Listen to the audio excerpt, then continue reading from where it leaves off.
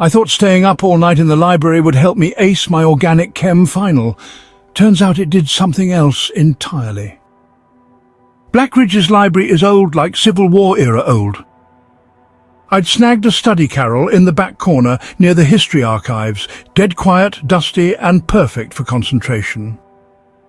Around 1:33 a.m., the air around me shifted. It got cold.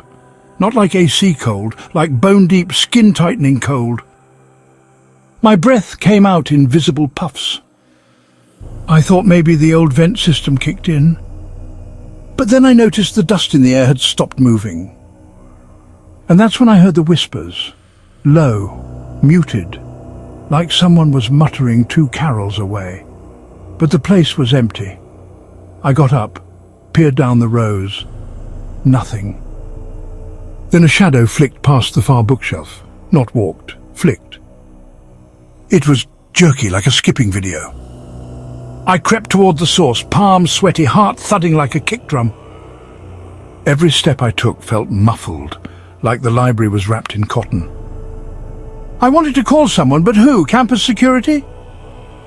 They'd think I was sleep-deprived. When I turned the last corner, something stood waiting.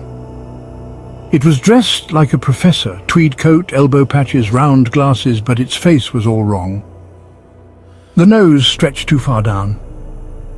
The mouth was lipless and peeled wide across its jaw, revealing too many teeth, some sharp, some blunt, none where they should be. The skin was ashen, leathery, and pulled tight over 2 high cheekbones. It didn't blink, just tilted its head at an unnatural angle. It leaned forward and hissed, "Did you think you'd escape what you did?" Its voice slithered into my ears like a centipede.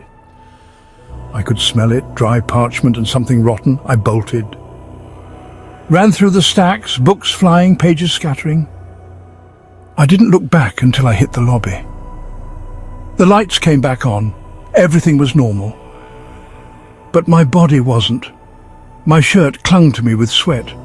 My heart felt like it was being squeezed by a fist. My hands shook so hard I dropped my phone trying to call someone. When I told my roommate, she gave me this look, the kind you give a stray dog that might bite. She suggested I see someone at the counselling centre, said I must have been up too long. I've had nightmares ever since.